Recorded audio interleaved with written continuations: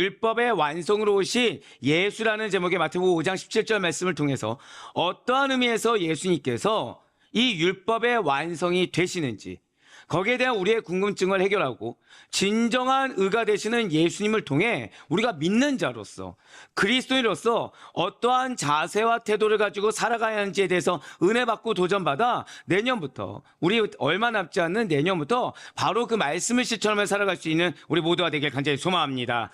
자, 먼저 오늘 본문 말씀 다시 한번 더 보도록 하실게요. 마태복음 5장 17절의 말씀입니다. 내가 율법이나 선지자를 폐하러 온 줄로 생각하지 말라. 폐하러 온 것이 아니요 완전하게 하려 함이라. 아멘.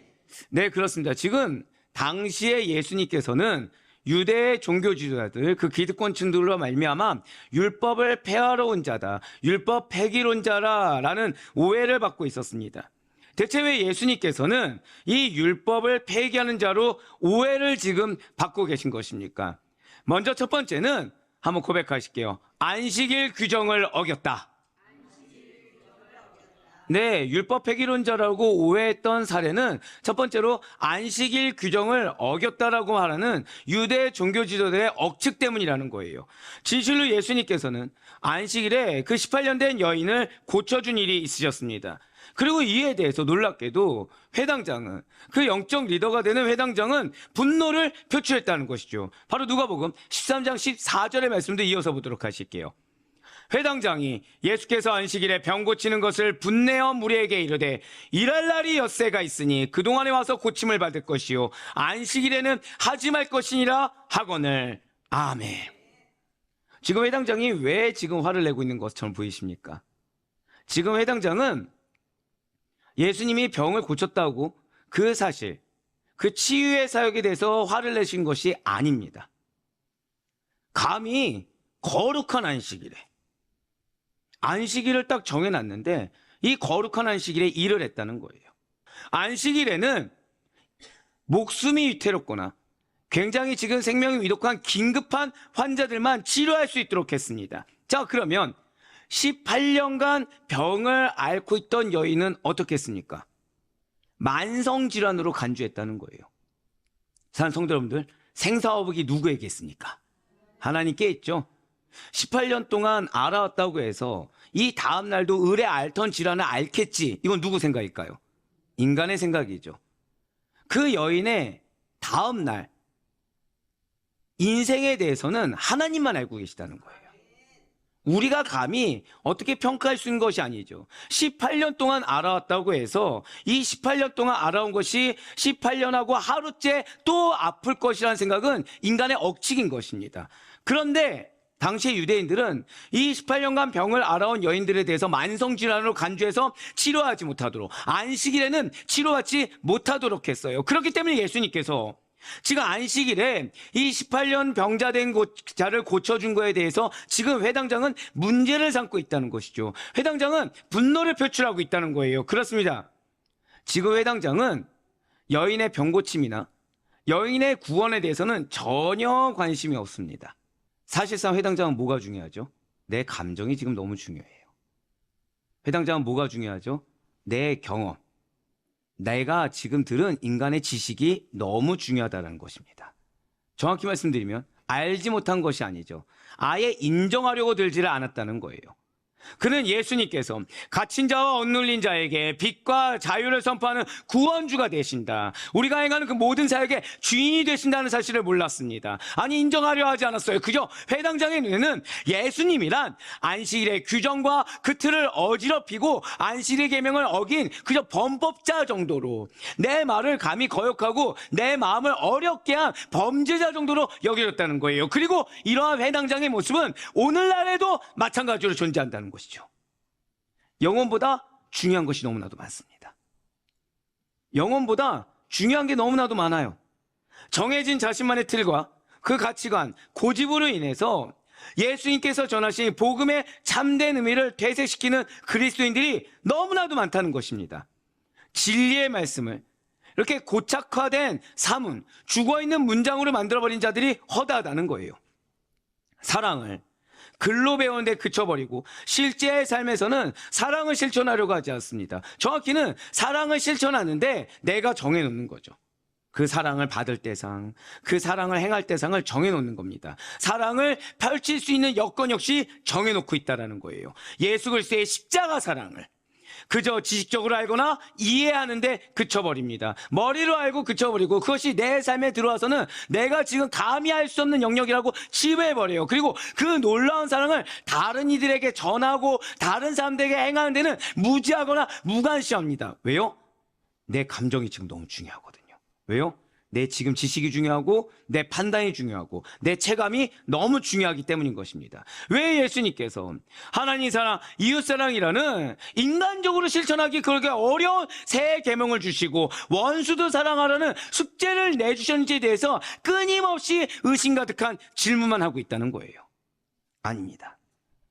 내 사정하시면 이러한 말씀을 주시 않을 거야 라고 스스로의 입장에서 자의적으로 해석할 것이 아닙니다. 말씀은 말씀이고 현실은 현실이라 하면서 모른 척할 거 역시 아니라는 거예요. 진실로 우리는 남 탓, 세상 탓, 정작 교회 탓, 그럼 정작 누구를 탓하고 있어요? 예수님 탓하고 있는 회당장과 같은 모습을 반드시 지금 버려야 된다는 것이죠.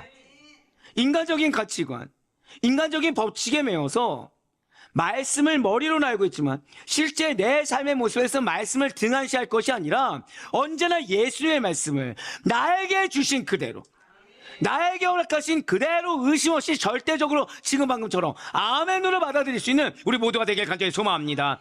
그 아멘이 우리의 입술의 아멘만이 되지 않기를 바라요. 이제 유대 종교 지도자들이 예수님에 대해서 율법 폐기론자라고 오해했던 또 다른 신뢰가 있습니다. 그것은 두 번째로 우리 함께 고백하실게요. 죄인들과 함께 식사 교제를 나누어 유대교의 규례를 어겼다.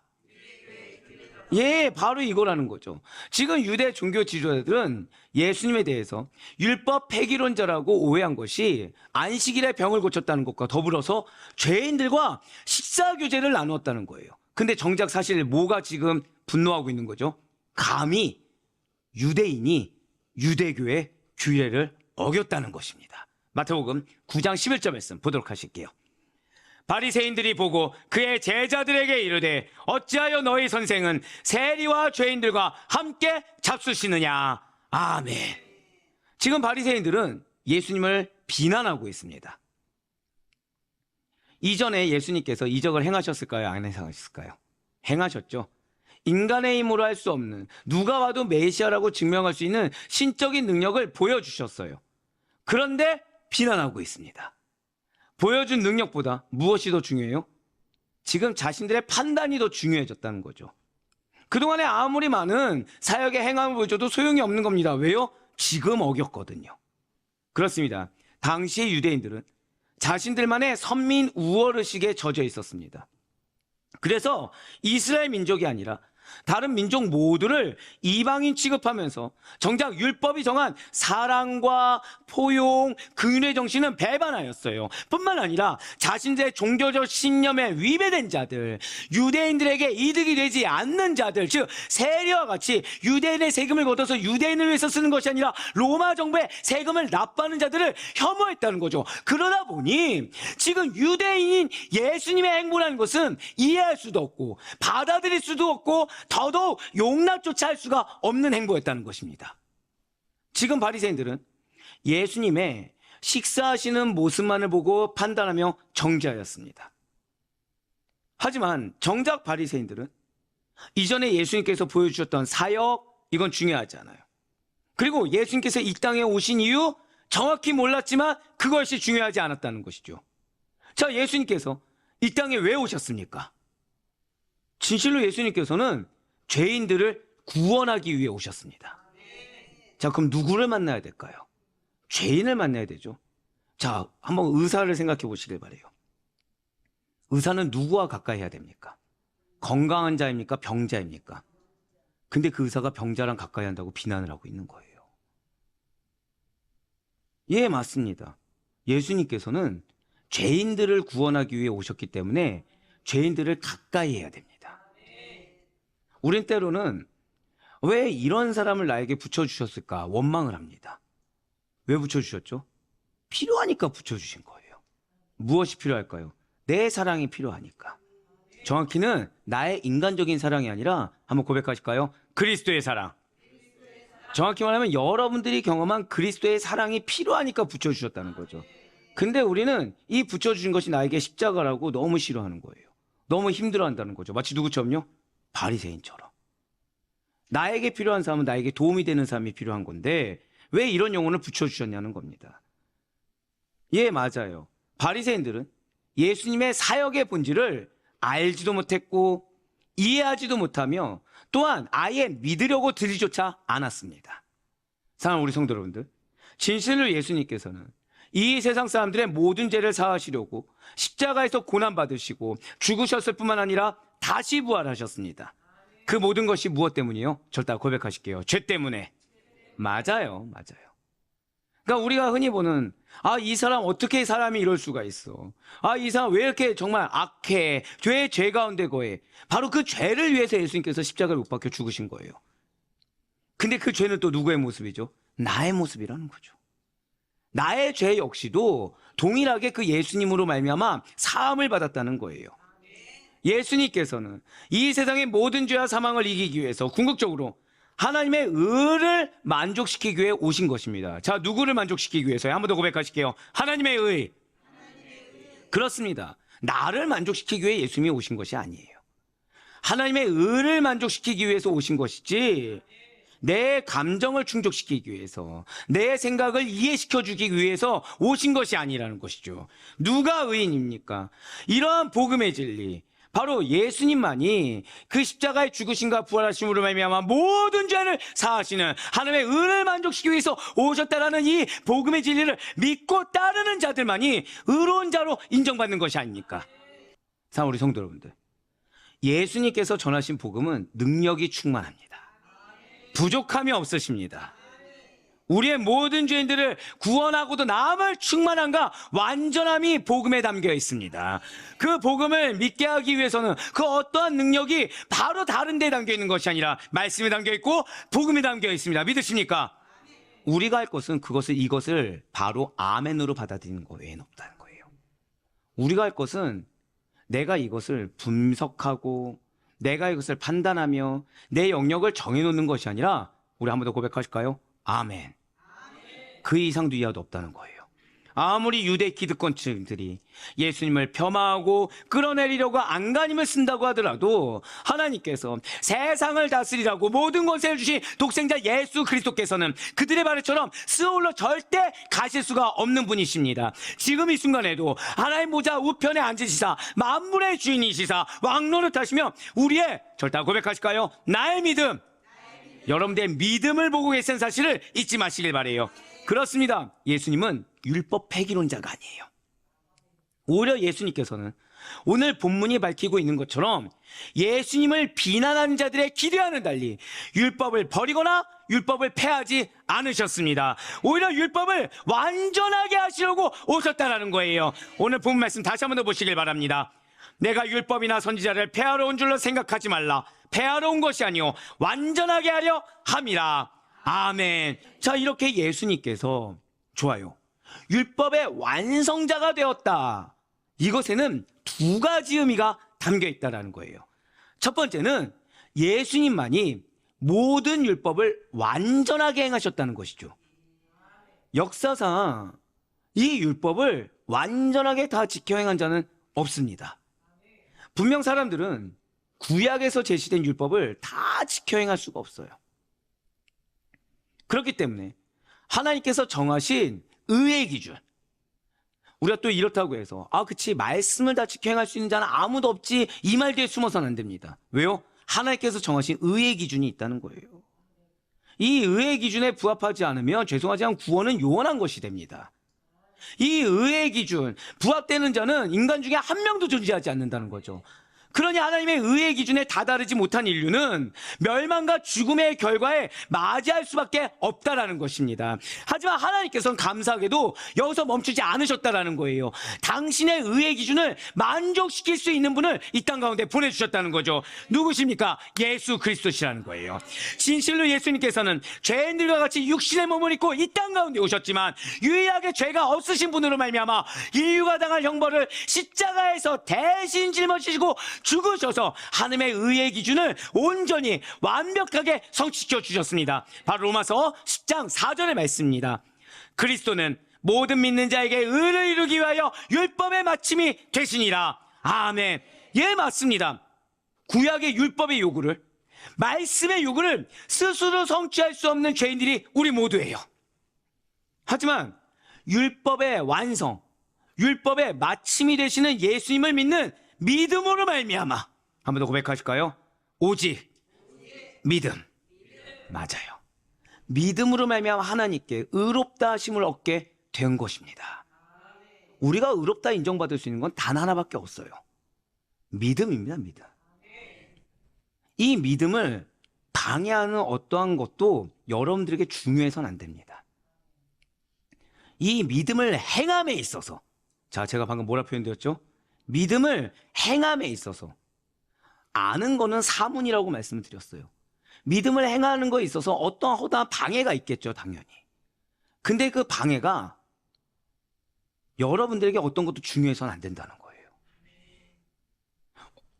아시다시피 이 가정 예배를 드립니다.